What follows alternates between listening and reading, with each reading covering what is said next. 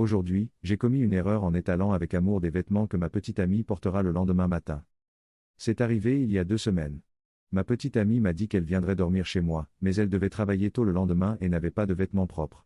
Évidemment, j'étais très heureux et je ne voulais pas qu'elle rentre chez elle avant de venir, perdant ainsi un temps précieux avec la femme que j'aime. Je l'ai rassurée en lui disant qu'elle avait des vêtements ici qu'elle avait laissés auparavant. J'ai donc fouillé dans mes tiroirs et lui ai trouvé des vêtements que j'ai posés sur la chaise de ma chambre. Elle est arrivée, nous avons passé une belle soirée, dîner, sexe, film, câlin, sleep. Le lendemain matin, elle se lève à 6h30 et je descends lui faire un café. Je le remonte et elle se tient dans ma chambre avec les sous-vêtements noirs sexy qui faisaient partie de l'ensemble que j'avais préparé pour elle. Ce ne sont pas mes sous-vêtements. Quoi? Ce n'est pas mon pantalon. Je n'ai pas besoin de continuer. Inutile de dire que je suis morte à l'intérieur et visiblement à l'extérieur aussi. Elle est partie au travail, secouée et bouleversée. Ce n'était vraiment pas son pantalon. Je ne l'ai jamais trompé, donc je sais qu'il provient d'un ancien partenaire, nous sommes ensemble depuis 1 an, ou qu'il y a eu un accident de blanchisserie ou quelque chose comme ça. Mais je comprends parfaitement ce qu'elle a ressenti. 2 semaines se sont écoulées et nous avons fait le point. Nous avons quelques théories, mais nous ne saurons jamais vraiment d'où elles viennent. Trop long. Je n'ai pas lu. J'ai donné à ma copine des sous-vêtements noirs sexy à porter, pensant que c'était les siens. Ce n'était pas le cas.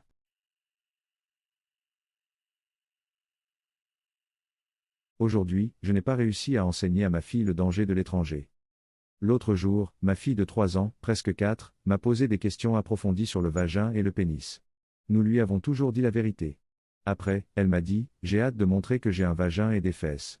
J'aurais probablement dû m'éloigner et en rester là. Je ne l'ai pas fait. J'ai trouvé qu'elle était trop ouverte et excitée à ce sujet. Je lui ai dit que personne d'autre n'avait le droit de toucher les parties du corps ou les parties intimes d'un maillot de bain.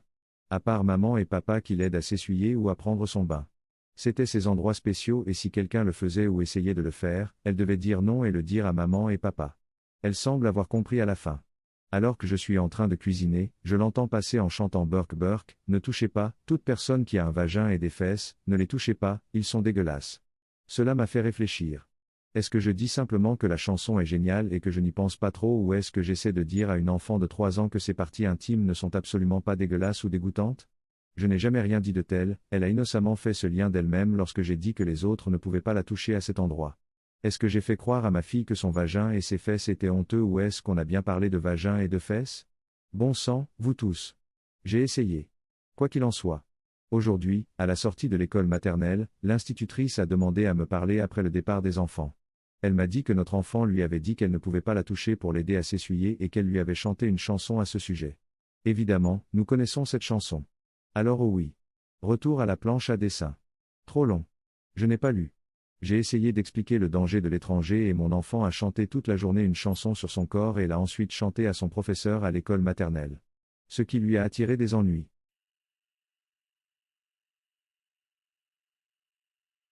Aujourd'hui, j'ai fait une erreur en laissant quelqu'un me voler.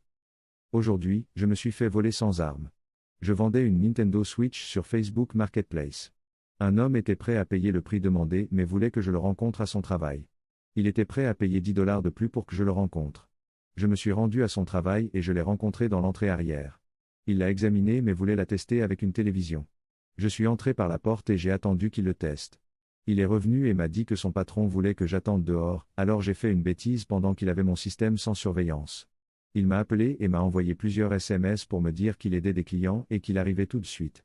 Après environ 15 minutes, j'ai dit que c'en était assez et je suis entré à l'intérieur. Il était introuvable. J'ai demandé à l'employé sur place et il m'a dit qu'il n'y avait pas d'employé de ce nom qui travaillait là. Je lui ai demandé s'il connaissait le type qui avait mon interrupteur et il m'a répondu que c'était un client régulier. Il m'a dit que le type était allé au Subway de l'autre côté de la rue, mais j'ai regardé et il n'y était pas. Je savais alors que j'avais été volé. J'ai appelé la police qui m'a dit qu'elle enverrait un agent. Je suppose qu'ils étaient trop occupés pour passer, mais ils ont appelé. Ils ont obtenu mes informations et m'ont dit de leur envoyer des captures d'écran de la conversation et qu'ils me recontacteraient. Je me sens tellement stupide d'être tombé dans le panneau. Je n'arrive pas à croire que j'ai laissé ce type prendre ma Nintendo sans surveillance et sans que je sois là. J'ai envoyé un message au gars plus tard par le biais de son compte Facebook puisque le numéro de téléphone qu'il m'avait donné n'était plus valide. Il fait l'idiot en disant de quoi je parle et je t'ai payé pour ça, je ne sais pas pourquoi il fait l'idiot. Je suppose qu'il pense que j'envoie également ces nouveaux messages à la police. Je lui ai dit que je porterai plainte s'il ne me rend pas mon système ou s'il ne me verse pas l'argent qu'il me doit. Je doute qu'il le fasse. Je doute également que la police soit en mesure de récupérer mon système. Cela va être une leçon douloureuse sur le fait de ne pas laisser les gens avoir la marchandise tant que je n'ai pas été payé. Trop long. Je n'ai pas lu. J'ai laissé un type tester une Nintendo que je vendais sans que je sois présent et il l'a prise et s'est enfui. Nouvelle mise à jour, j'ai fait un peu plus de recherches et j'ai pu obtenir plus d'informations. J'ai obtenu des photos de lui, un dossier judiciaire et une photo d'identité judiciaire. Il vient d'être arrêté pour vol par escroquerie ou tromperie $250 ou moins. Cela va certainement m'aider dans mon affaire. Je vais appeler la police avec ces nouvelles informations et cela va certainement m'aider à faire arrêter ce type pour ce crime.